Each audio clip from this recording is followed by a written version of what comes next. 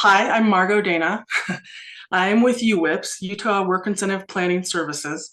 We are part of the Office of Rehabilitation, which is one of many divisions of the Department of Workforce Services, but we're not the division that does Medicaid and food stamps and that kind of stuff. So we're part of like vocational rehabilitation. I'm just on a different team than VR. But we'll talk more about that a little bit later. As we go through, again, this is not going to be everything that you need to know or want to know about benefits. We do not have a year to do this. So just FYI, when we have new staff, it's at least a year before we let them do stuff on their own because this is so much information and it's so complex. So this is an awareness level knowledge. You are not going to leave this thinking, oh, now I get it. I get all of it. I know everything I need to know. This is just kind of an introduction to the ideas. And then I'm going to give you some resources for where you can go to get specific personalized information for your situation. So also, there are different rules for every single benefit out there. So we're only today going to be talking about just one part of them, like just the disability benefits from Social Security, not Medicaid, food stamps, things like that. So again, just be aware, like, yes, you will leave wanting more, hopefully, and you can come meet with us to find out some more. Okay, so. And as we were talking about, like, we probably are not going to be able to address personal questions too much in this either, not just for confidentiality purposes, just because we have so much to get through and so many things to learn. So, okay. So we're going to talk about, first, I want to introduce the different disability benefits, and then we're going to talk about how work affects each one. So if you don't already know this, which if you've sat through my presentations before, you've heard this part, but there are actually 4 different kinds of Social Security disability benefits. And the disability criteria is the same for all 4 of them, but they break those benefits out into 2 different categories, and there are different rules for each category benefits. So there are 3 benefits in one category, 1 benefit in the other. And again, rules for this one, totally different for assets and income than it is for these 3. So one of the biggest things that you'll want to find out more about is if you're on benefits, what kind of benefit are you on?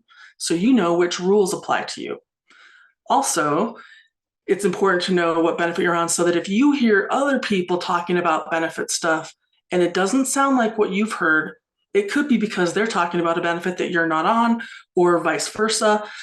So just be aware that you're going to sometimes talk to people with different benefits and different situations. And maybe someone might have a simpler situation. And so what one answer that's true for them may not be true for anyone else. So just kind of keep that in mind as we're going through. So they break them out into, they call Title II and Title 16.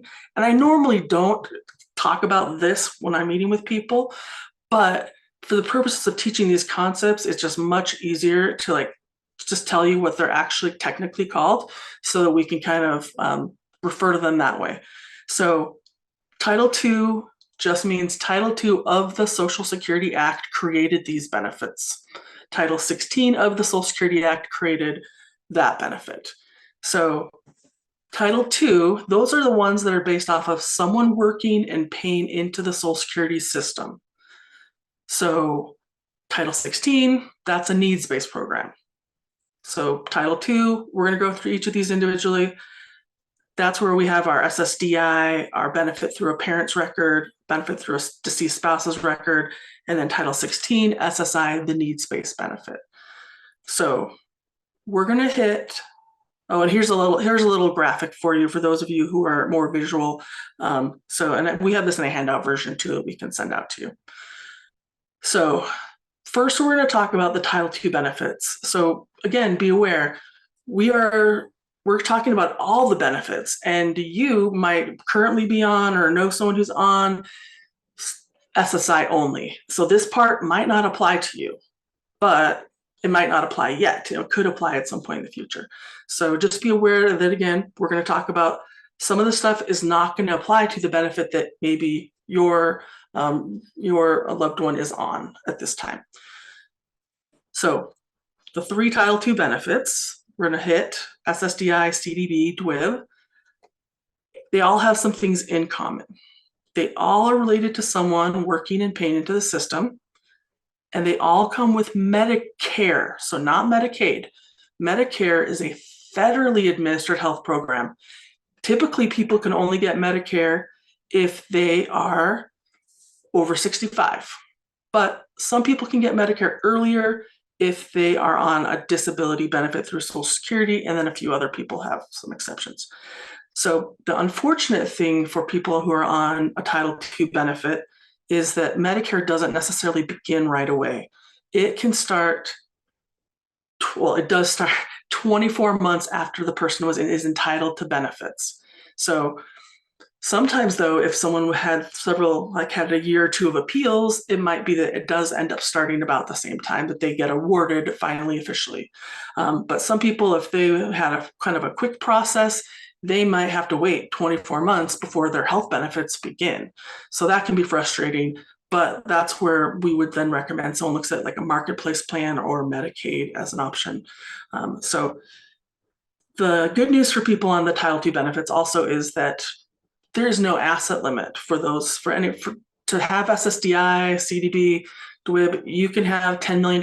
They don't care at all. And they only care about earned income. They don't look at any other kinds of income or anyone else's income. But many of the people who are on these benefits are also on benefits that do care about assets and all the other income. So just because, again, you can kind of see, just because these Title II benefits, it doesn't affect them, but if they have Medicaid or food stamps, some of the other benefits, they are going to look at those things. So, but just be aware, again, you can kind of see why it gets a little complicated. So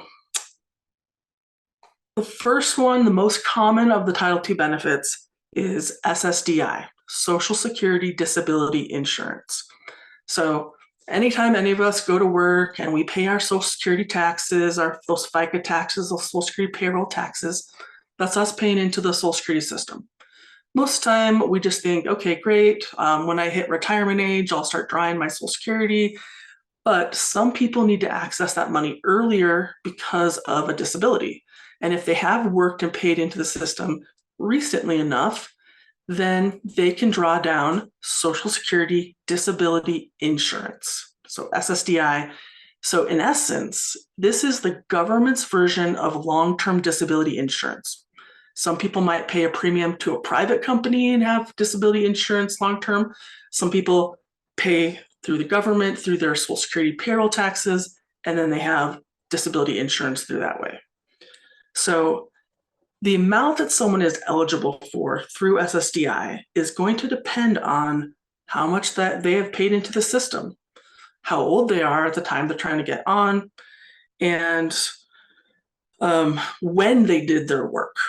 So unlike retirement will look at your full 30, 35 years of all your work history and kind of cherry pick kind of the best years.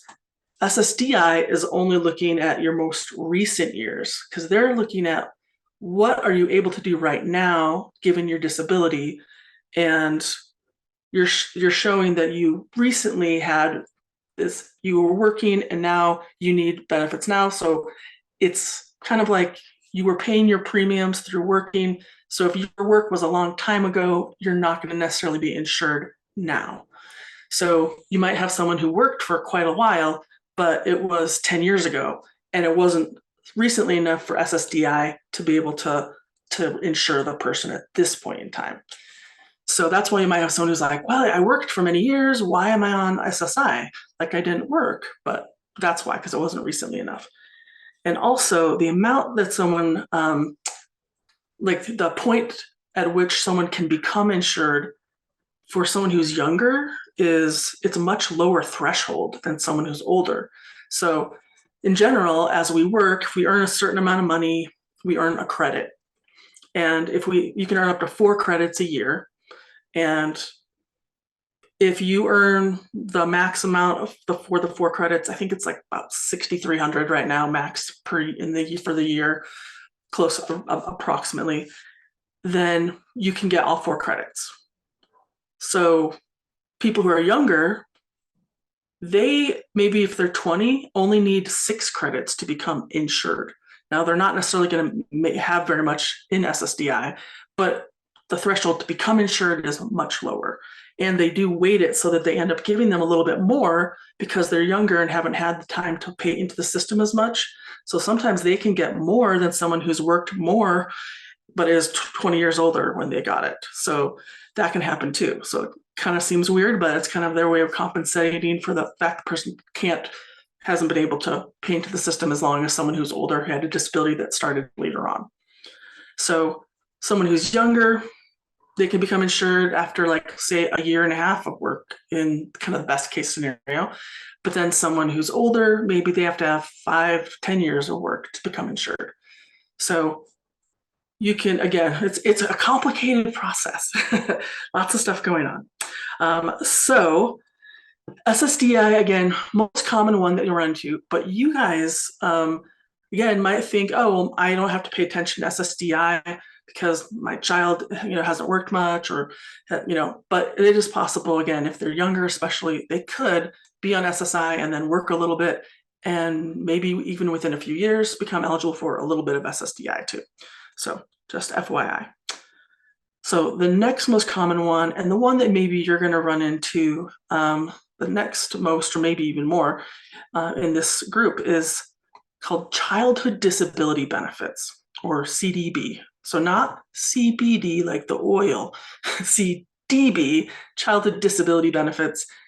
This is for people who have a disability that began before the age of 22, and then they had a parent that worked and paid into the system, and now the parent has either passed away or is themselves drawing SSDI or Social Security retirement. So if one of those 3 things is in place and the child has met the disability criteria before the age of 22, potentially, once that parent either passes away or starts drawing that benefit, potentially the child can start drawing from the parent's work record. So the amount that they get is going to be based off of how much the parent paid in. So I have someone that I met with this morning, they're getting $120 of benefits through their parent's record because their parent didn't have a lot of work record themselves. But then I also have people who are getting like $1,800 of CDB. So the amount you can get under CDB can vary just as much as the amount for SSDI was.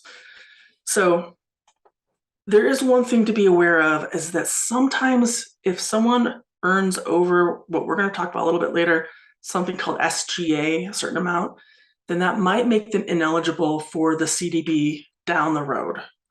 So that can be an issue and why someone might not be eligible. So if someone is thinking, oh, well, I know that I paid a lot into the system, I want to be able to preserve my child's ability to draw from that later, you might want to make sure that they do stay under SGA, even if the benefit they're currently on allows them to earn a lot more. So we'll talk a little bit more. So, oops, too far. So just so you know, because, makes things not on purpose, but things are often pretty confusing. Childhood disability benefits, many years ago, like more than 10 years ago, the name was changed from disabled adult child benefits to CDB, childhood disability benefits. However, half of Social Security systems, most of Workforce Services Eligibility Services, Department of Health, all of their policy manuals, many of them still refer to it as disabled adult child benefits, or DAC benefits. So I want you to know that even though the official name is CDB, childhood disability benefits, you're still going to run into many people who still call it disabled adult child benefits, or DAC benefits.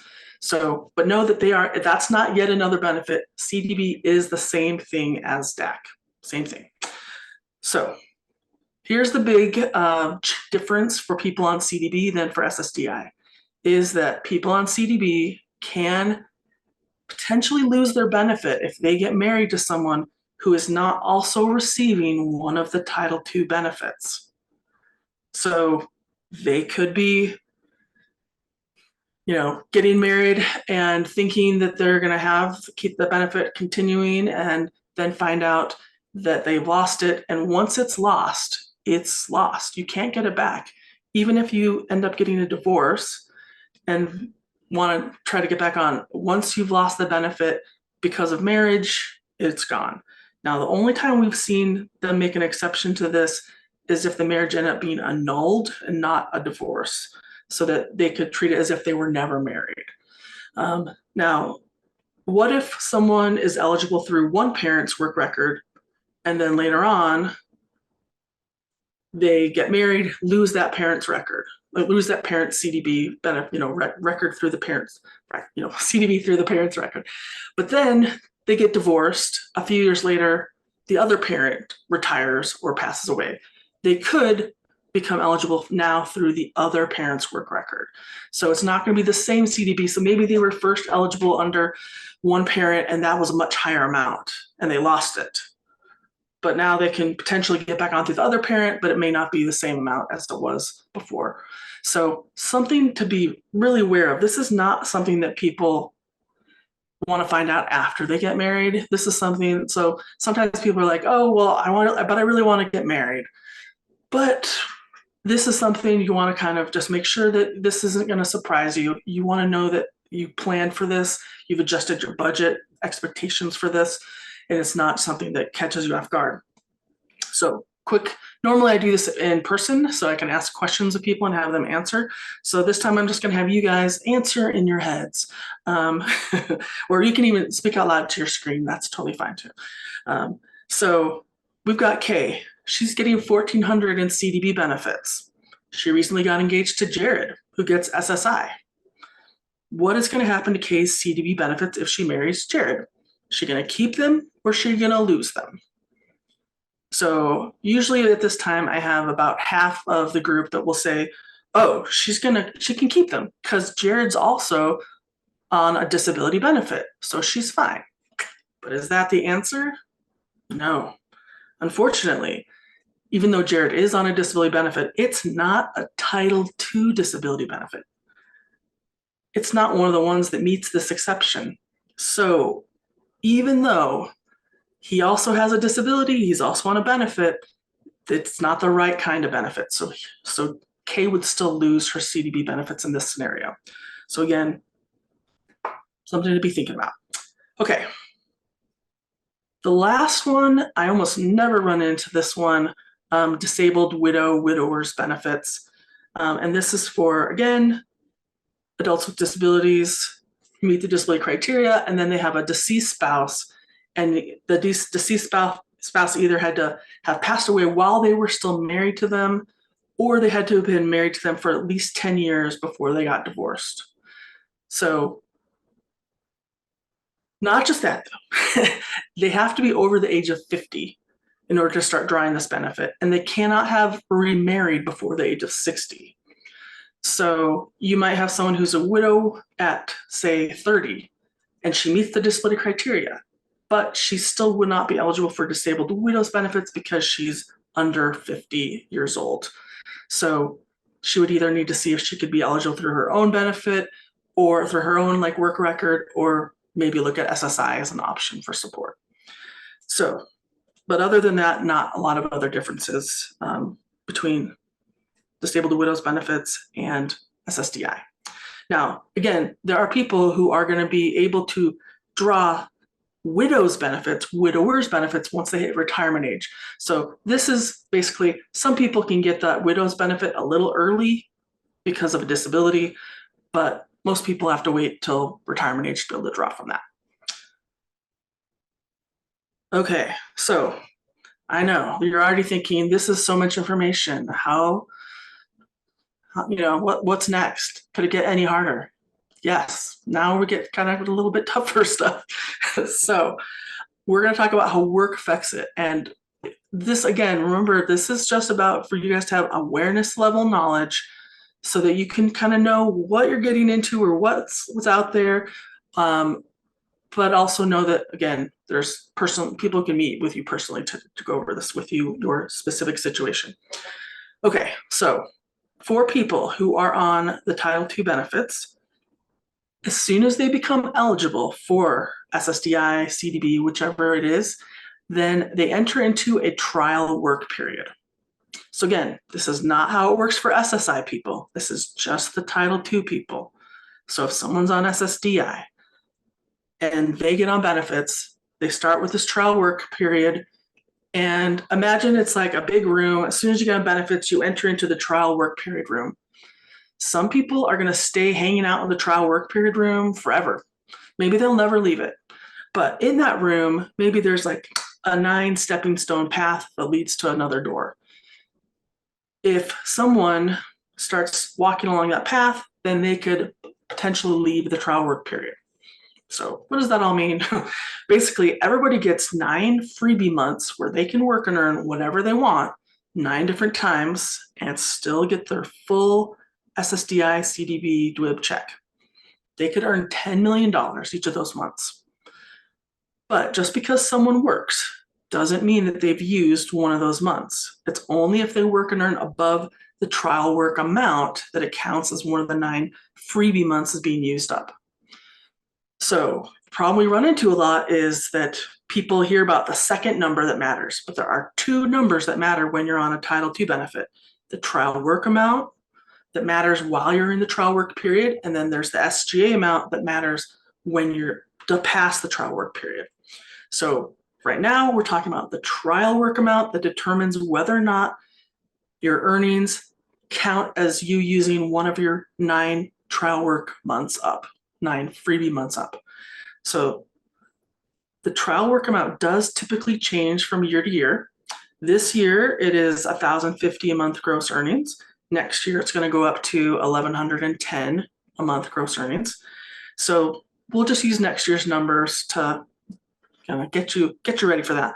So let's say sometime next year, they've just gotten on SSDI, they're not working for first 6 months or so, and then they get a job where they're making $2,000. $2,000, well, that is more than the 1,110 gross earnings trial work amount. So they have just used one of their 9 trial work months up. Let's say that they have that job making $2,000 and they do that for 4 months total. But then let's say after 4 months, maybe they have some health issues and they cut back on their hours. And now they're maybe making only $1,000 a month. $1,000 under the trial work amount. So they're still working, but they're not using trial work months anymore. They're just kind of hanging out here wherever they left off. Let's say maybe a year later, they start making $1,600 and they use another trial work month again. Do that for a few months. Maybe they stop working for another year, 6 months, who knows. Then they start making, let's say, $1,400, finish up those last 2 trial work months. So these trial work months could be used up all together in a row consecutively, or they could be spread out over time, like a few here, a few here, a few there. Or maybe someone uses 2 and they never use any more after that. Or maybe someone never uses any. They never go over the trial work amount. So again, there's no set time period in which someone has to use these months. Once you enter into the trial work period room, you could hang out there forever, or you could zoom right through to the next phase. Just depends on how quickly you have 9 times of being over the trial work amount. So once you do have 9 times, that 9th month, so up to 8 months, nothing really is going to happen. But once that 9th month has been used, that triggers the next phase to begin. So that 9th month means that the trial work period closed off, done. Forget about everything we just talked about. Those rules, that number, they aren't going to matter once the trial work period is over. The next phase is called the extended period of eligibility. And it is a specific time period. It is 3 years long or 36 months, however you want to think about it. And that 3-year clock starts the very next month after the 9th trial work month is used. So even if that 9th trial work month was the last time the person worked, Once they've triggered the 3 years to start, it's going to end 3 years later, no matter what. So that's why it's important to know and be paying attention and tracking the use of the trial work months so you know when your 3 years starts and stops. Because unlike the trial work period where you had 9 times to earn whatever you wanted and still get your check, during the 3 year extended period, if someone earns over what is called SGA, substantial gainful activity, then they are not eligible for their CDB or SSDI check those months their earnings too much. They're over the limits. So again, like the trial work period amount, these numbers can change from year to year. This year, the SGA amount is $1,470 a month gross earnings. Next year, it'll be $1,550 a month gross earnings. So if, let's say again, this is next year sometime, someone finishes up their 9 trial work months, and let's say, they're earning $1,400, finishing up those last 2 months, and they're still earning $1,400 the very next month when they enter into their 3 year extended period. So $1,400, that is under the SGA amount. So if anyone is under the line, they are eligible for their check still. If they're over the line, their check is suspended. So they're not kicked off of benefits, but their check is going to go into suspense. And unlike other things, if even, someone goes over SGA, it's all or nothing. You either get your whole check if you're under the line or zero check if you're over. So it can be a big, if someone's getting like a large amount of SSDI or CDB, it can be a huge loss all, that they maybe didn't realize was coming. So again, another reason why it's good to be paying attention to this, tracking this, knowing what's happening and when and why. So again, let's say someone's earning $1,400, so they're under getting their check. But then let's say 6 months into the 3 year extended period, they get a new job, and let's say they're doing well, and they're making $3,000 a month. They're not getting their check, but the check's suspended, things are fine. Maybe a year later, they decide to maybe get some schooling or do something different or have health issues, and they're back under SGA. They would now need to tell Social Security, hey, I'm back under, start my check again. Maybe they go back over again later on. Hey, I'm over, suspend my check so I don't get overpaid. Maybe go back under again, checks back into pay. So obviously, this isn't going to happen instantaneously. We're talking about Social Security here. It could be 6 months before they decide, oh yeah, you're right, you were over SGA. We should have stopped your check 6 months ago. Or it could be, so it's not going to be fast, but what we're saying is eligible for your check if you're under, not eligible if you're over during the 3 year extended period of eligibility. So again, that's SGA, substantial gainful activity. Currently 1,470 will be 1,550 gross earnings before taxes next year. So they give you 9 times, earn whatever you want, still get your check. Then you have 3 years where if you go over SGA, you're just suspended, not terminated, and you can get your check back or not get suspense, in and out of suspense. Some people are under the whole time, some people are over the whole time, some people are up and down, just depends. So what happens at the end of the 3 year extended period? If someone's earnings remain under SGA and they never go over ever again, and they keep passing all their disability reviews, proving they still meet the disability criteria, then in theory, someone could continue to get their SSDI or CDB indefinitely, or at least until, if someone's on SSDI, until they hit their full retirement age, at which point it'll just switch into retirement. They'll just call it retirement instead of SSDI. It may or may not affect the check amount. So just because the 3 year period ends does not mean someone is kicked off of benefits.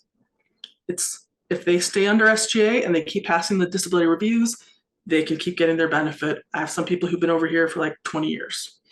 So still getting it, they just always are under, past the medical reviews.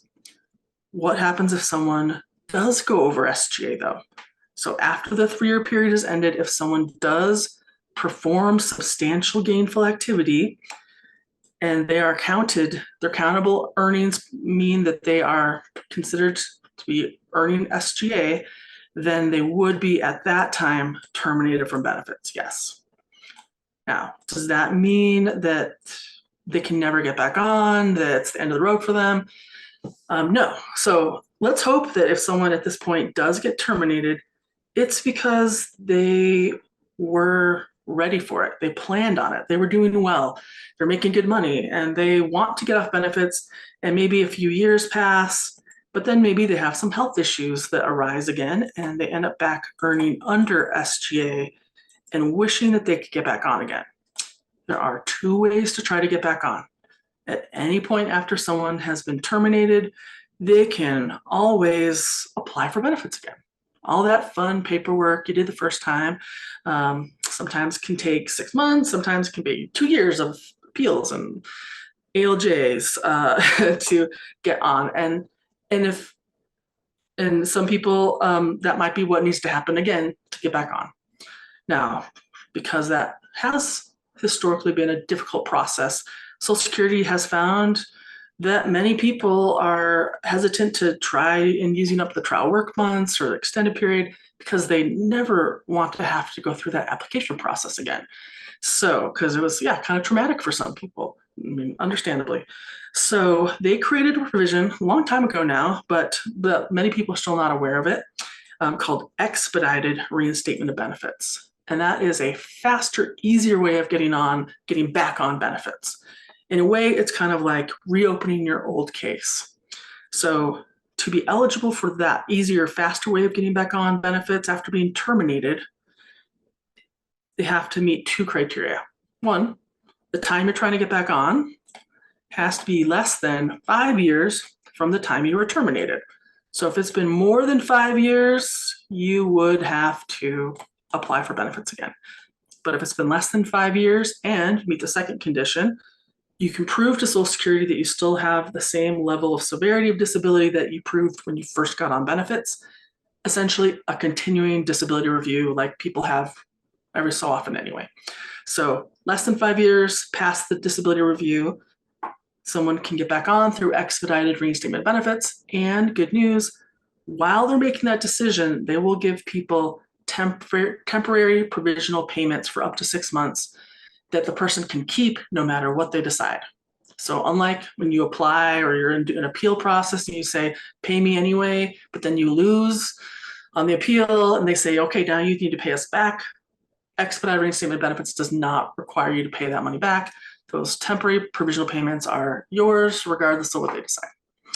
So if someone gets back on through either pathway, eventually they could end up with a new trial work period and starting all over again.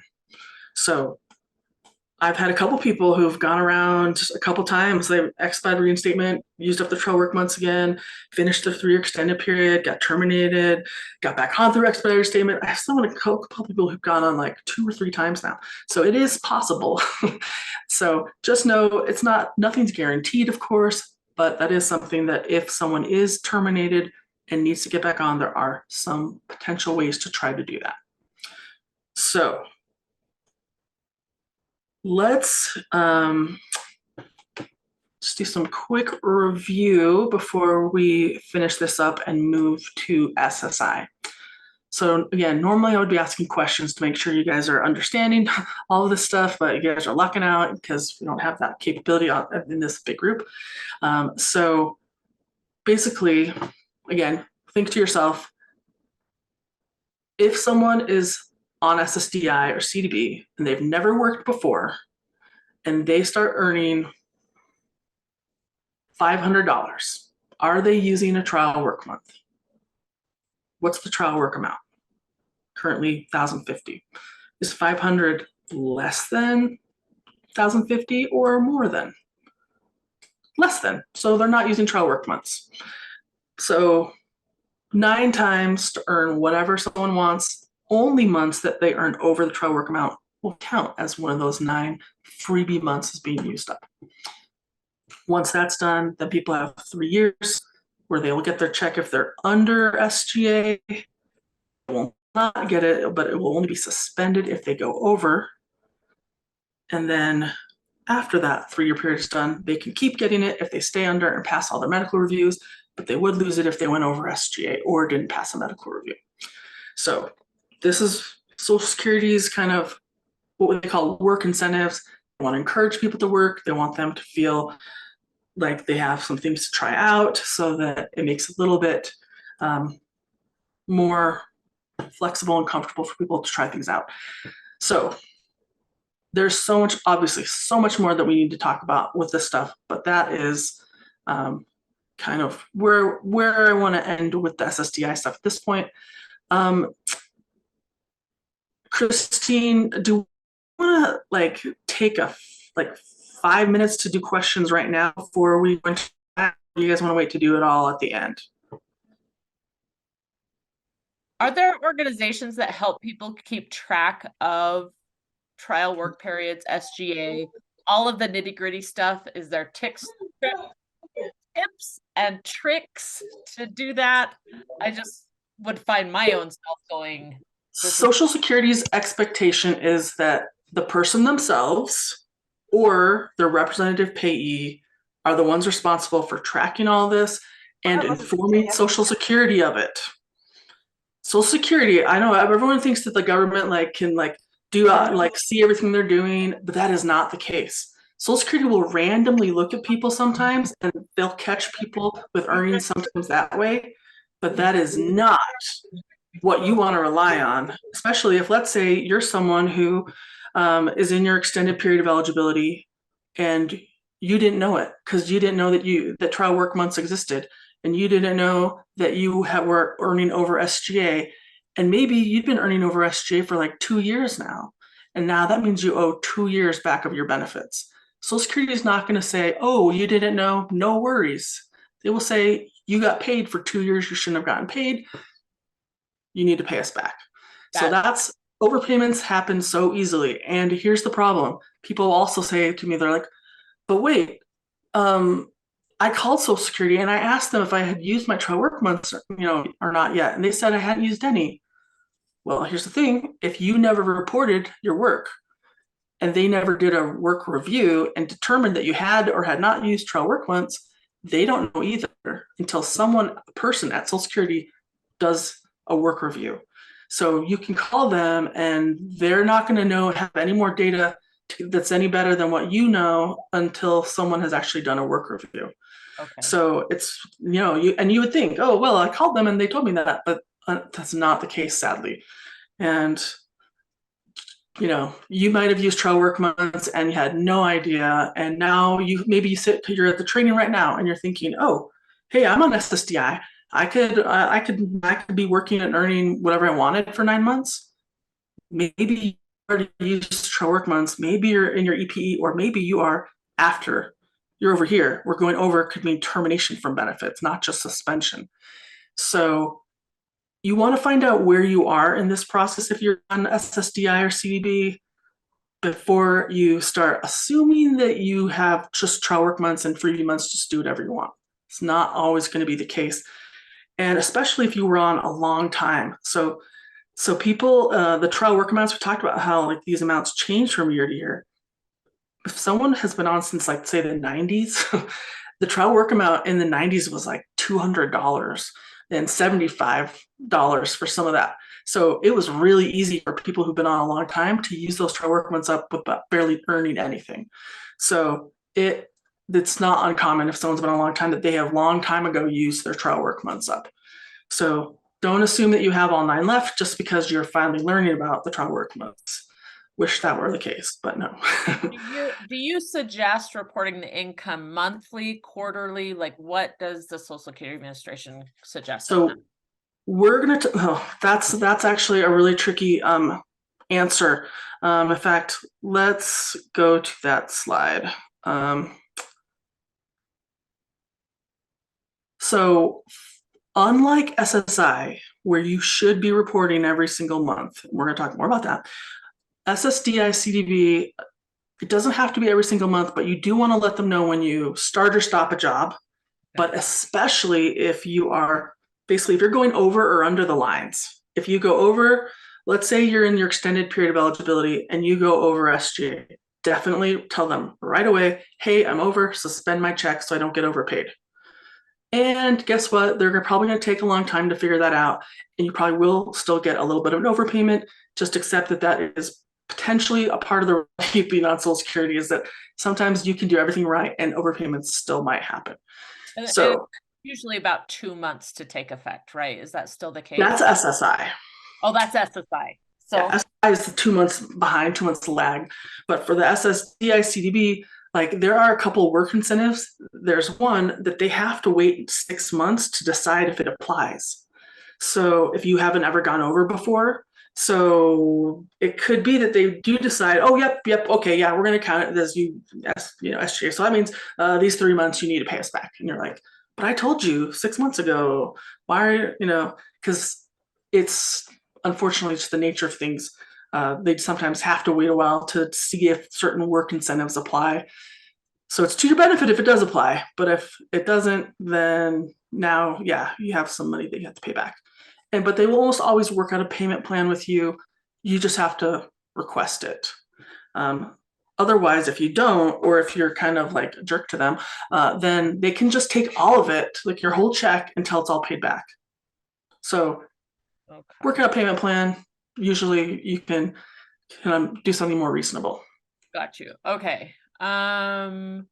So, but part of the reporting, just to kind of finish up that part of it, is again, when there's a change, definitely let them know when you're going over or under those limits. This is where honestly we're really frustrated right now because Social Security keeps introducing new ways to report, but then they don't have a good mechanism internally to track the data that's coming in. So they keep telling everyone, oh, report online through your My Social Security account. Or there now is a way, there's a form that you can fill out, work activity report, that tells them about your past work and what you're doing now, and lets them see if there's some other work incentives that might apply to you. And so they often will have you fill that out, even if you do it online, even if you do other stuff, or even if you call, you still might have to fill out that form. So you can do that electronically now. It's really handy. We were telling everyone, do it electronically. But then we found out that, like the online reporting, some of it is just going into the ether there at Social Security and not being followed up on. Sometimes it is, sometimes it's not. So this is a really difficult time at Social Security. They are so understaffed right now. They've always been understaffed and have way more workload than they have the staff to cover. But right now they're at their lowest like hiring numbers in like 30, 40 years. And the roles have been increasing more and more. So they are, yeah, they're stretched very thin. And that means that you might be doing exactly what Social Security told you to do, but that might not trigger the work review to happen that needs to happen. So right now we're telling people paper copy, mail, fax, drop off. At least someone at the local office has to do something with it, and you're more likely to have that trigger the work review. Now, you could also do it electronically, but you still probably want to call the local office and say, hey, I turned this in electronically. Will you look at it? So it's kind of, yeah. And we're very frustrated. We can't give people good answers right now. But it's probably going to involve a work activity report. But if you're going to do it electronically, which is often much easier and you can upload documents right there. But if you do that, you probably still want to either send something into them, maybe as well do a paper copy, and then say, hey, I've also submitted this electronically. So that's possible as well. Okay. This time and again, whenever I've done this presentation, is that if we just start going into SSI and talk about those rules, then people start mashing them all together in their head.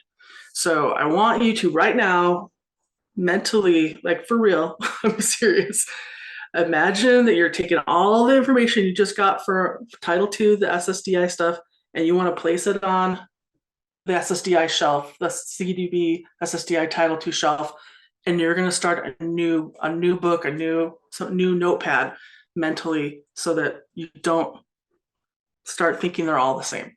Now, Here's the part that's extra tricky though, is that some people can be on both, some Title II benefits and SSI benefits.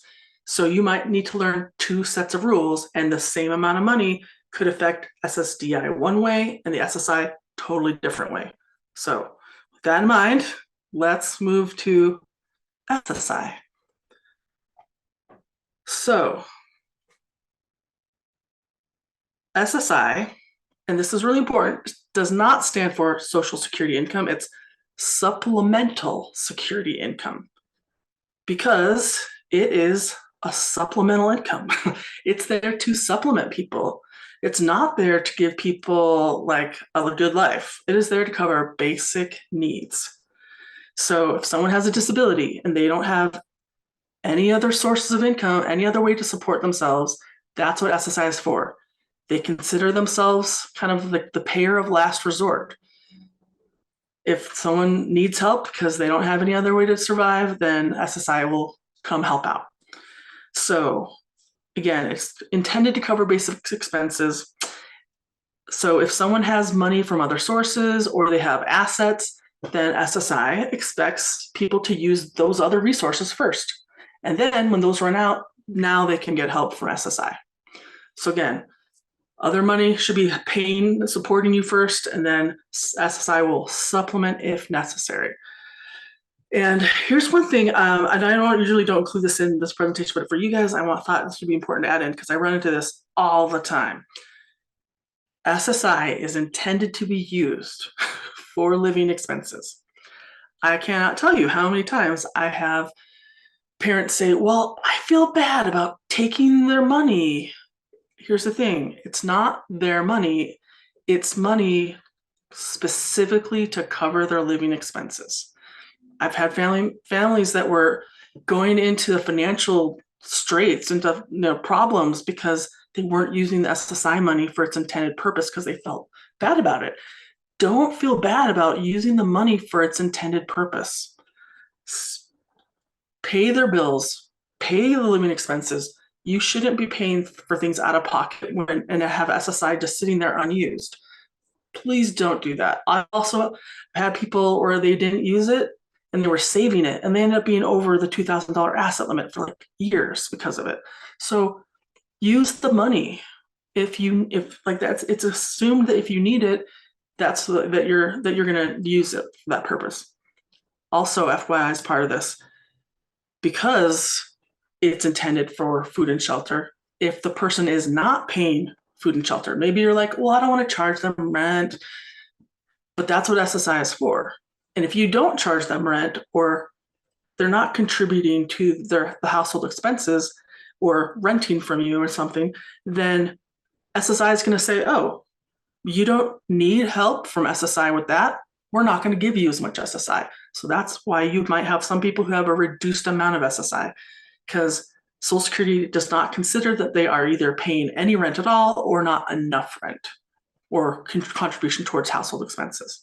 So you would have to change that situation with Social Security to increase that amount. So that's something that's something that definitely, that's something we could do like a whole training on. But for now, just be aware, don't be afraid to use the SSI money for its purpose that it's given.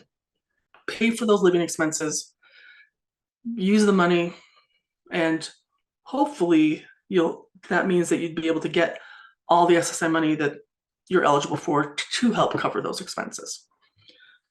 Okay, so yeah, and like never say to Social Security, well, he doesn't have that much, so I help him out and I give him money every month. No. I pay his bills. No. Like, so you're wanting to make sure that they know that what the money is being used for appropriately. Okay, next topic. SSI, unlike SSDI and CDB, the Title II benefits, SSI does come with Medicaid. So again, Medicare, federally administered health program, Medicaid, state administered health program that looks different in every state. So many people will move here and be really surprised that the coverage and the help and the supports that they had somewhere else do not happen here, or vice versa occasionally. So In Utah, it's not an automatic thing where someone is automatically enrolled in Medicaid just because they become eligible for SSI. So if someone does want Medicaid, they have to go apply. Occasionally, I do run into someone who didn't know that and had just been like not having health coverage because they didn't know they had Medicaid. They just applied. So that is something to kind of, thankfully, they don't have to wait 24 months like the poor Title II people do to get their Medicare. So SSI, as we said, does have an asset limit. People cannot have more than $2,000 in assets and still be eligible for SSI or Medicaid because they have the same asset test. And most things are going to count as an asset. And they look at that technically. They're not like always necessarily looking every single month at someone's, assets, but they can look and they are supposed to count it as of the first moment of the month. So if someone's over assets the first moment of the month, they're considered over assets the whole month. Or if they're under assets that first moment, they're considered under the whole month. So if someone is under the first moment and then 2 days later they get an inheritance, as long as that money is out by the end of the month, then it wouldn't necessarily cause an asset issue, but it would still be counted as income. So it may still make someone ineligible, just FYI. So if someone is ineligible for SSI for more than 12 months in a row, whether it's because of too high of unearned income or because of assets, then they would be terminated from SSI at that point. But let's say that they're over assets because maybe no one was paying attention and they kind of started creeping over the $2,000, and that happened for like 6 months. Well, if it's you catch it and you go back under within before 12 months consecutively have elapsed, then you can just tell them, hey, look, not only prove to you I'm back under, put me back into pay. But if you don't tell them that you're back under within the 12 months, then you would get terminated. So that's something where, again, keeping in touch with SSI is going to be really crucial to preventing, because otherwise, if you get terminated, you have to reapply to get back on. But if you just were in suspense and you get back on within the 12 months, you're just back on it. No problem. So some of the things that count, as I said, most things: money in checking and savings accounts, retirement accounts, trust funds, except for special needs trusts, multiple vehicles, recreational vehicles, stocks and bonds, multiple properties. So most things are going to count, but there are some things that don't count. And that is, most importantly for a lot of people, one home, one primary residence does not count.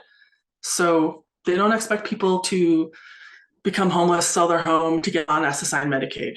So as long as the person's living in the home, using that residence as a place to survive and have shelter, then they don't count it against them towards the $2,000 asset limit.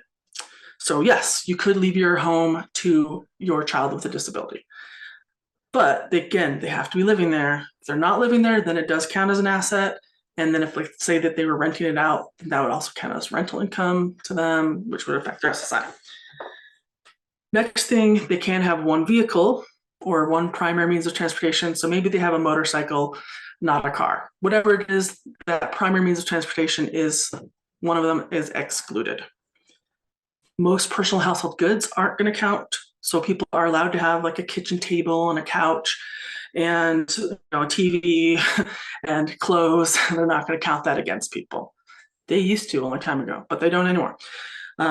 If someone sets up like a burial trust or prepaid funeral plan, and they set it up in a specific way so it becomes like irrevocable, you can't change mind to get the money back, then oftentimes that will also be exempt.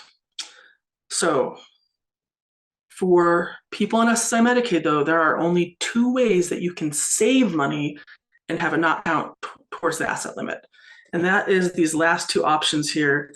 That is if you have an able account or a special needs trust. And again, that's a completely different training over there, but briefly, able accounts are a way for people whose disability currently, the age is gonna go up, but for now, someone's disability began before the age of 26 and they have a disability, They don't even really have to barely prove anything. They just can sign up for an ABLE account through one of the official ABLE programs. In Utah, you can find that at ableut.com. And there's basically the ABLE account can kind of be a replacement for like an IRA or a 401k and a savings account, kind of hybrid mixed together. So you can contribute up to about currently $17,000 a year into an ABLE account, and you can use that money for almost anything. It has to be called a qualified disability expense, but it's really broad what that means. And it's money that's taken out of the ABLE account doesn't count against you. Lots of people I have some clients that kind of use it as like their debit card. They go to McDonald's with it. You can use that money for food, shelter, transportation, education, financial things. Almost anything can be justified under that. But there is that yearly contribution limit, $17,000, and then a little bit more if you have some earnings. So what if someone has an inheritance and they have a lot of money coming in all at once? The ABLE account would only be able to get a little bit of that, perhaps. So that's where, for some people, a special needs trust is also going to be necessary. And they actually can work well together, because a special needs trust can take in a lot of money in all at once. They're kind of that receptacle for the money. But if you set it up to be able to make it so that you can contribute to the ABLE account from the special needs trust, then you can use the flexibility of the ABLE account and the better rules in a lot of ways of the ABLE account, but funnel through the special needs trust into it if there's a lot of money coming in at once. Because otherwise, the special needs trust money that comes from the special needs trust to the person paid out to them counts as unearned income to them, which reduces how much they get in SSI. And special needs trusts, for some people, that's not even going to be an option because it can be so expensive to set them up. You usually have to go through an attorney or financial planner. I had a client's mom tell me the other day that she was quoted $5,000 or $6,000. I mean, I really hope that that's that's on the high end to set up a special needs trust. I think that you guys have some resources maybe to help people find attorneys that have our expertise in this. I'm not sure, but that is something that for some people is going to be something that's going to be more helpful, is to have both a special needs trust and an ABLE account. Some people, an ABLE account, the barrier to entry is so easy and fast for an ABLE account compared to special needs trust, and is so flexible that it can be really helpful for a lot of people, especially if they start working and they want to start saving that money, and for a rainy day or whatever. That's a great option for people. Okay, sorry, another training. So quick quiz for you guys, little mental quiz again, because I can't ask you questions and have you answer. So if someone has one car,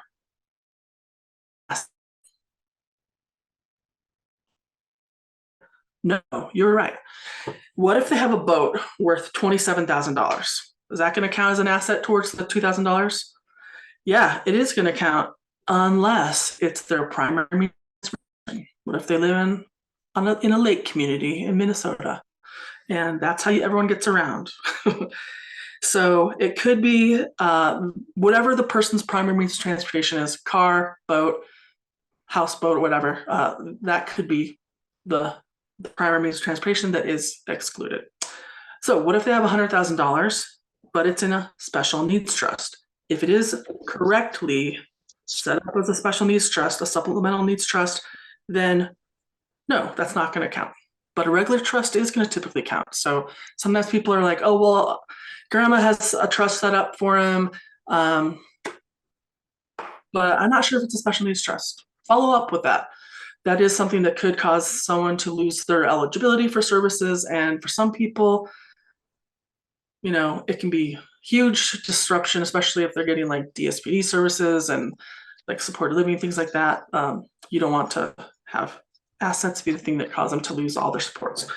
So what if they have $1,800 in their savings account and $1,700 in their checking account?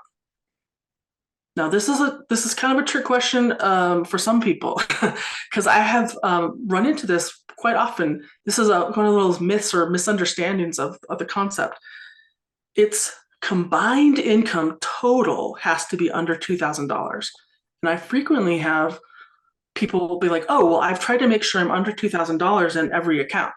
It's like, oh, no, it's all combined has to be under $2,000. So it would count if 1,800 in their savings and 1,700 in their checking. They would be over. And then what if they have $50,000 in an ABLE account? No problem. ABLE, totally fine to save money in that. So what about income? Now, remember, we talked about it's a needs-based benefit. In 2023, the max someone could get under SSI, if they had no other income coming in, $914. If someone's married and they're both eligible for SSI, the max they can get together, $1,371. So you might be thinking, wait, $914. If we were just roommates, we would have $1,828 of income. But if we got $1,371 we try to live off of, ugh. So that's why you have a lot of people on SSI that decide not to get married, because it can cause them to immediately have a reduction in their benefits. And then even if the person they marry isn't on SSI, that spouse's income can still affect how much they get in SSI. So it could cause them to even lose eligibility altogether for SSI. So that's why, again, like, it's not on purpose, but there are some inadvertent marriage penalties in the system, unfortunately. Because they're kind of like, hey, this is for people who need it. And if you have someone else who has income in your life, they should be helping out with supporting you as well, not just SSI. That's their philosophy. So part of how I like to think of it is, think of SSI as kind of like a cup that holds $914. And when SSI is trying to decide how much they need to put into the cup, they want to make sure the person has at least $914 to live off of, because that's going to cover things now. But they will fill up the cup all the way to the top themselves if they have to. But if someone has other income coming in, then they expect that person to use their own money to pay their bills, living expenses, and then SSI will help out if they have to. Again, they want to be the payer of last resort only if needed. They will supplement the person up to the max, but after they've taken into account any other income the person has. Now, important thing to know is that different kinds of income are going to impact the SSI and fill up that cup in different ways. Bad news is unearned income is pretty much a dollar for dollar reduction off the SSI.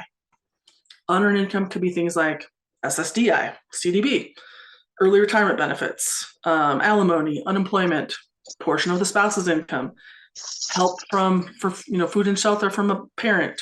So any money coming in or money that could be attributed to the person as if it was coming into them can reduce the SSI amount that they are eligible for. So, for example, let's say someone has $320 of SSDI because they worked a little bit. Social Security will ignore $20 of it, but the rest of it's going to come off the SSI. So in other words, SSDI will fill up the cup $300, but SSI will only supplement $614 now. They're not going to give someone $914 plus let them have the SSDI. Like, it's going to be, SSI is going to adjust itself depending on the other income the person has. So there isn't much of a gain for someone to have unearned income too much unless the unearned income is so high that it's more than what they would get under SSI. But when it's under, it just means you're about the same amount. Now it's just coming from two different places instead of just SSI. So not much of a not much of an incentive to have unearned income here, but they do want people to work. And this is something that a lot of people have a hard time believing, but Social Security really does want people to work. They want people to work, and they would love it if everyone worked so much that they got off benefits. That'd be their dream. But they do want people to work. And if they counted earnings the same way they counted unearned income, people would not have much of an incentive to work. So instead of it being a dollar for dollar reduction off the SSI, they will reduce someone's SSI by a little less than half of what they earn. So what that typically means is that they will come out ahead with more total monthly income in months they're working, typically, than in months they're not working. Here's how that works. So let's say someone has $1,500 of gross wages. Social Security, just like they will ignore, $20 of any unearned income, but they'll ignore $65 of any earned income. And if there's no other unearned income, they take off another 20. So that's where you hear the 85, where the 85 comes from. They ignore $85, and then what's left, they will cut in half. They will ignore half of what's left. So again, someone's SSI will be reduced by a little less than half of what they earn. So if they earn 1,500, a little less than half is 707.50. So their check isn't reduced 1,500, it's only reduced by a little less than half of it. So what that means is, in essence, work, they expect you to now take your earnings and use that to pay your bills with, use that to pay rent, food, and shelter, and then they will help out with what's left up to the max 914 for this year. So a lot of people get frustrated and they're like, well, why the SSI is already so little? Why are they taking what little bit they have? Again, it's because they expect the person to use their own money to pay for their living expenses at that point. Whether we agree with the way they calculate things is not, unfortunately, not up for debate, but in terms of changing the rules. But the good news is, though, how much money does this person have at the end of this month? Their SSI check went from 914 to 206, but now they also have $1,500 from work. That's $1,706 of total monthly income in a month they're earning $1,500, as opposed to how much money does someone have in a month they're not working at all? 914. So if I'm someone on SSI and I have the option of earning $1,500 and having $1,700 of income versus 914, then it's going to be worth it for me to work, probably. So again, this is kind of a simplified version. A lot of people have other benefits coming into play, so it's not going to be quite this cut and dry. But if someone's just on SSI and Medicaid, they're not on any other services or any other programs, it could be as easy as, yeah, you're going to have more money typically in months that you're working. And the more you earn, the less SSI will help, but also the more money you'll have total. But what happens if you keep earning more and more? What if you earn so much that Social Security says, whoa, you're filling up the cup all on your own. You don't even need our help anymore. You've completely, you're supporting yourself now. Good news is, if earnings is what filled up the cup that last little bit, then another incentive applies. It's called 1619B status. So basically what it does is it allows the person to stay connected, stay on benefits. Basically, even though you're not getting a cash benefit, your cash benefit goes into suspense, but your connection to SSI does not. So you're still connected to SSI. And what is the health benefit that comes with SSI? Medicaid. So not only do you get to keep your connection to SSI, you get to keep the free Medicaid that comes with SSI. And this year in Utah, you can earn up to $51,568 a year, or about $4,297 a month, and still 1619B status. So this is phenomenal. Like, as a work incentive, if someone is able to earn, let's say, $4,000, they could still be connected to SSI, still get the free Medicaid that they need to maybe cover their attendant care, or maybe a lot of private insurance won't cover everything that Medicaid does. So for some people, staying on Medicaid is crucial. So for someone who's not on a due speedy waiver and they're just on SSI and Medicaid, then they can earn a pretty good amount of money and still have that Medicaid that they need, still have that connection to SSI. So it's a monthly calculation. So some months someone might be eligible for a cash benefit. Some months they might be not eligible, but just bounce into 69B. This could be every couple months they bounce in and out of this. They don't have to reapply. It gives people a chance to earn as much as they're able to, up to $4,297 a month, and still have that connection to SSI and the free Medicaid. So, and people can be in that status indefinitely. It's rare that I have someone going like forever, but I have a couple clients that I think it's been almost 10 years now that they've been in 1690B status, because they've just been consistently working and in that status. So a couple other things have applied. So that's a long story though. So this is something that can be a really great work incentive for some people. Now, what if someone is on a waiver? One of the home and community waivers, they're getting DSPD services. Several of the waivers have different income limits than, or say almost all of them, the DSPD ones have different income limits. They have their own income limits. So just because someone could earn up to $42.97 a month and still have the free basic Medicaid that comes with SSI, if they want the extra services that come with DSPD services, they have to care about the waiver's income limits. And those are different for each waiver. So in our state, it's a little screwy. We have, just totally different rules for each of the waivers. So that's one thing that, again, you can learn if you meet with someone from our program. We can walk you through that a little bit more.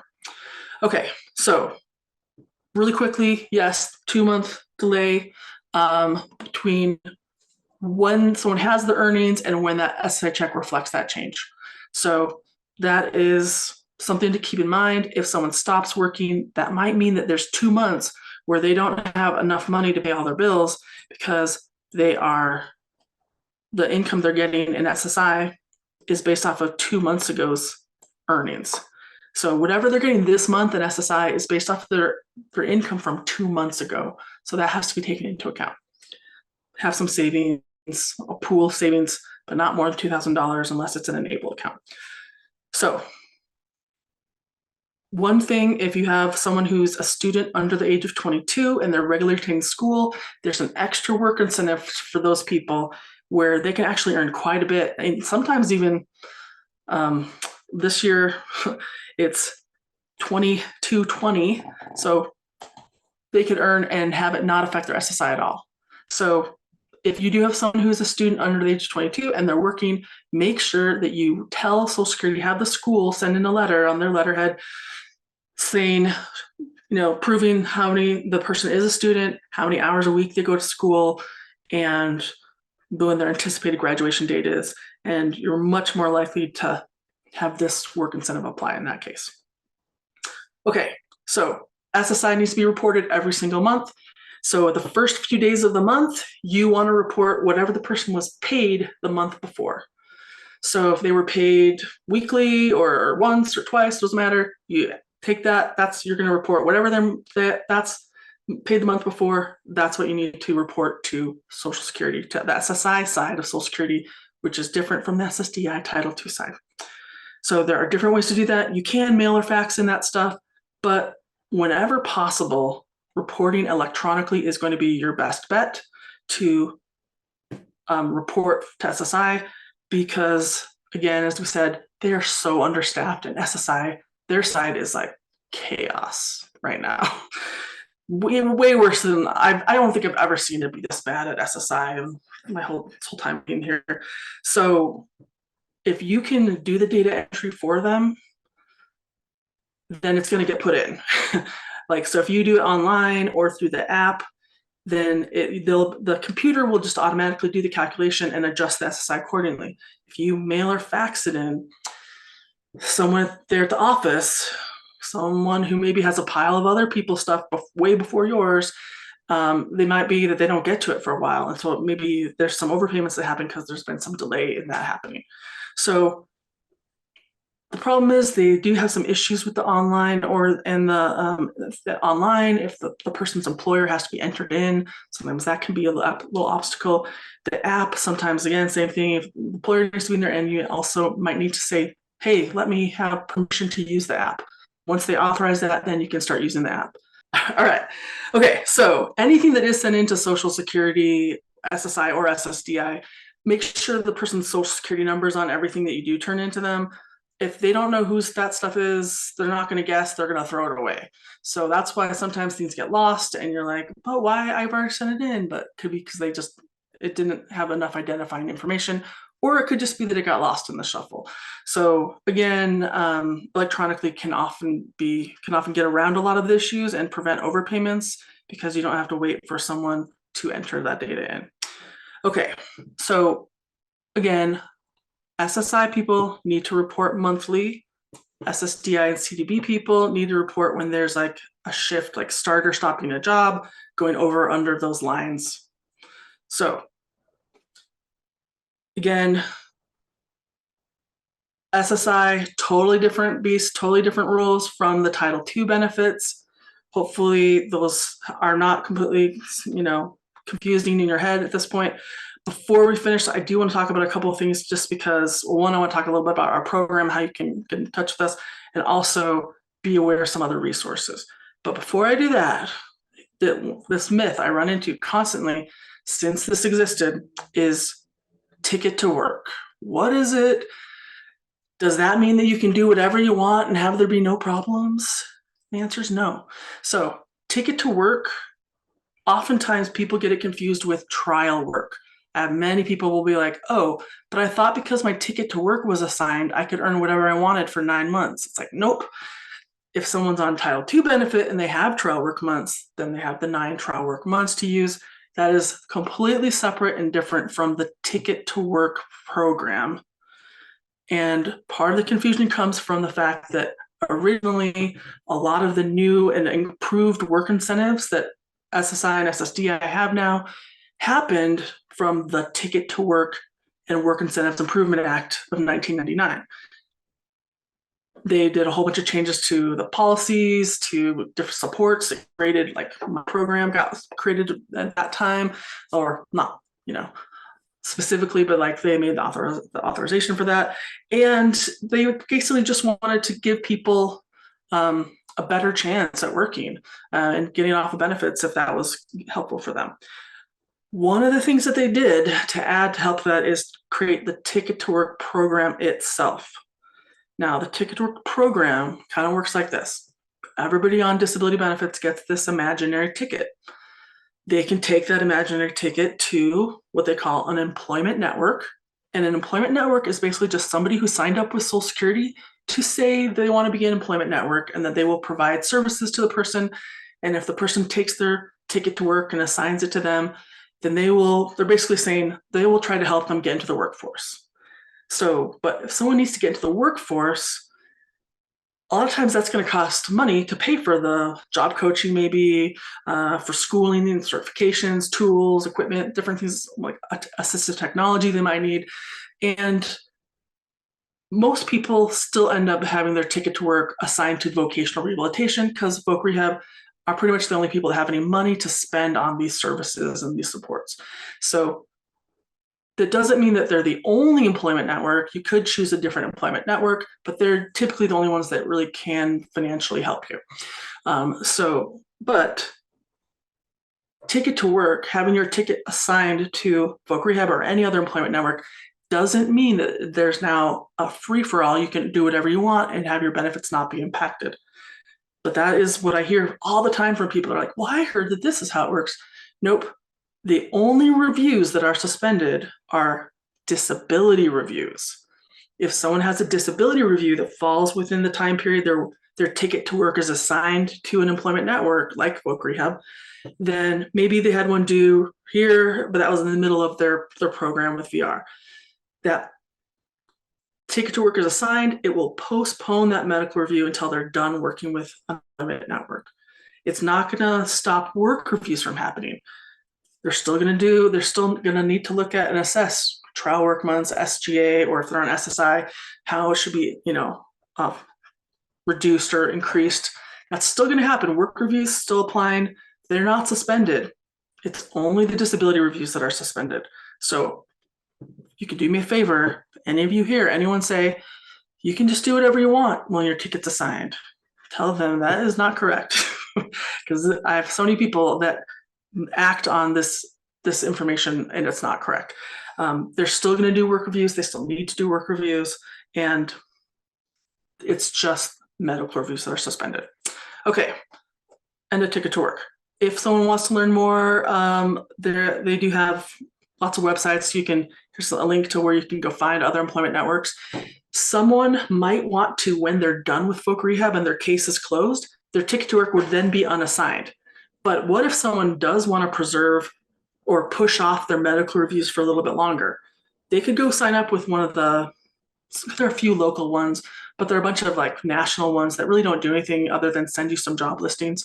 But you can technically be having your ticket assigned and postponing those medical reviews for a little longer if you assign your ticket to another one after done with VR. So just FYI, that is something you could do.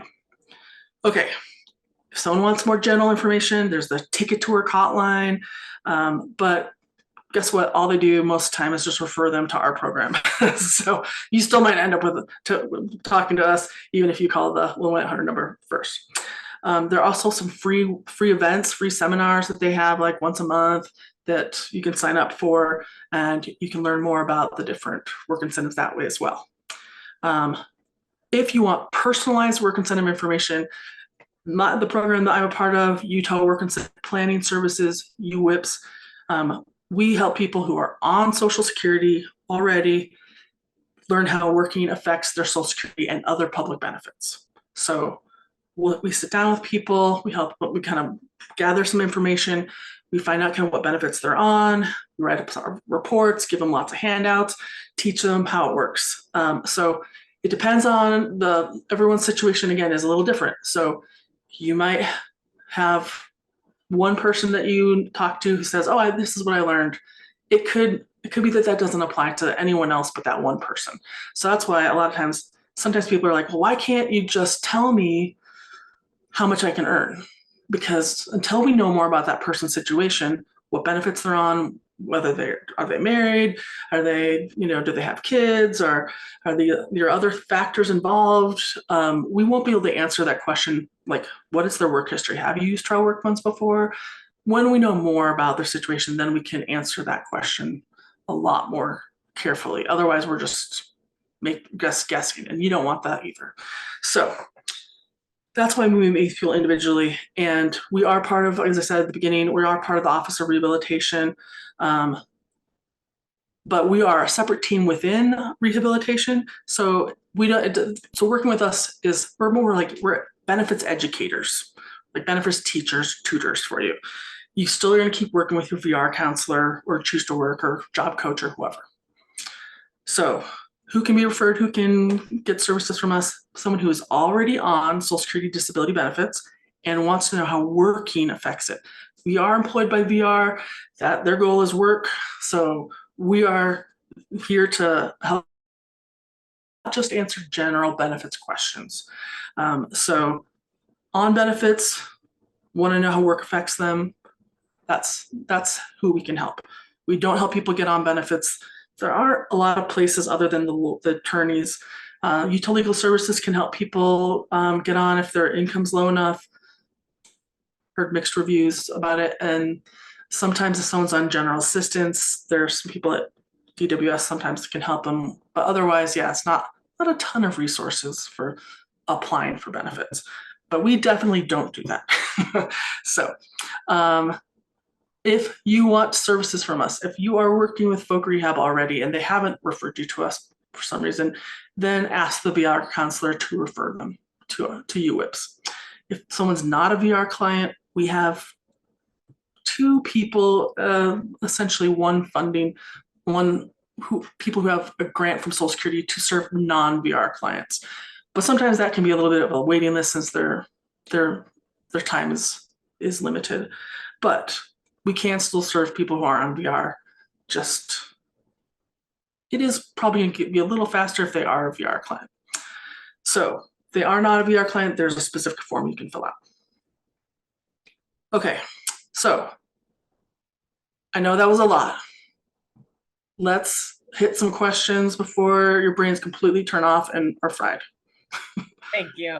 So one question, recent question, is there a wait list for meeting with UWIPS, or what is the timeline there?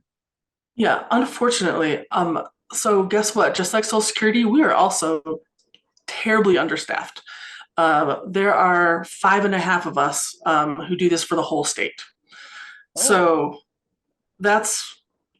it is, I wish that we had enough people. We used to a long time ago, but then budget cuts and then we lost half our staff. And so now, yeah, depends on the area. Some people can, some people maybe can get in within a few weeks. Some people, it might be several months. It just really depends on the time. And so that's why we say, don't wait to refer. Don't wait till you have a job. Don't wait till you're about to start a job to try to get in to see us. Get on the list. And by the time we get to you, hopefully you're getting close to that time ready to look at working. We Gotcha. do prioritize people who are working or about to start a job. But again, if 8 out of the 10 people who are waiting are working, then that's still not going to be that much of a push to the front because everyone else is there too. So again, depends. We're trying our best. It is very hard to get everyone in as quickly as we want them to because we understand that yeah, it's urgent sometimes, but there are only a few of us. So it'll yeah. So Okay. sorry in advance. No, you're fine. You're fine. Abby, can you put her contact again in the chat? And I wanted to oh, do they need to be a VR client to use UWIPS or just on Social Security? They have to be on Social Security, and there are more people who, like VR has funded several positions. We only have 2 people who half of their time are they're able to serve non-VR people. Okay, so it So we would have a grant from Social Security to do that, so they're able to serve other people. But otherwise, the rest of us are only able to serve VR clients. So okay, that's why gotcha. sometimes that can be a benefit to you. So that would be going back to VR if you were a client and are not now. Yeah. To Or again, if you're not a VR client right now, you can still be referred. It may be sometimes again depends on the area. Could be a little bit longer before we get in to see you, but maybe not. It really just depends on the situation. okay, that makes sense. Thank you for And you and I apologize in advance for this too. If you need to be referred, if you have questions, like contact the main line, refer yourself to the program or have the VR counselor refer you. Contacting me personally is just going to slow it down for all my clients. So, so I'd really prefer, yeah, like the main contact, go through our channels. Because I also am still trying to have a caseload to serve people, and yeah, we don't want them to get snowed in any more than they already are. So, And so I wondered if there is any sort of penalty. Say if someone obviously is a disabled person. My son is autistic and has a lot of anxiety. Say if he starts a job and maybe isn't able to continue it, is there a penalty for that? If he's not it successful? depends on what benefit they're on, like where they are in that process. Like if there's not like a penalty for anyone necessarily, Okay. it's just a matter of like the consequences of like, did he earn over the SGA amount? And the consequence of that is that he wouldn't be eligible for his check those months. But Okay. it wouldn't necessarily mean that they would say, oh, well, now we're going to take all your benefits away. As long as the person continues to meet the disability criteria, working doesn't necessarily mean that that's going to make them ineligible. It can be one of the factors they look at medical reviews, but it's not the main factor. Okay. All right. And then sorry to get a 2-for-1 in here, but if he's on the adult, you said it's a different name now, like the adult disabled child. So he was disabled as a child, then he aged to 18. Now he's drawing part of his dad's Social Security benefits. And then if he gets married, can he reapply for SSI, or do they just lose all that benefit? Well, yeah, if he married someone who was not on one of the other Title II benefits, so he married someone who was on SSI or not on any benefits at all, then he would just lose it and there's no way to get it back. Okay. So people should be really serious about that person before they get married. Okay. And so, okay, so they don't necessarily qualify. Oh, go ahead. Sorry, can they still apply for SSI? Yes. Okay. Sorry, I meant, yeah, thanks for reminding me. I didn't finish that part. So yeah, if someone loses CDB and they don't have any other unearned income, then they might be, eligible for SSI. I really appreciate your participation. Please, Abby also works under our Utah Family Voices grant with the Utah Parent Center, and they do answer some Social Security questions as well. Thank you again, Margot, this is like gold information, I swear. So I really appreciate your help with this. And hopefully your brains aren't all completely fried at this point. they melted a long time ago. Being a special needs mom just does that too. So, all right. Well, thank you again. We'll let everyone go for the night. I hope you all have a good rest of the night.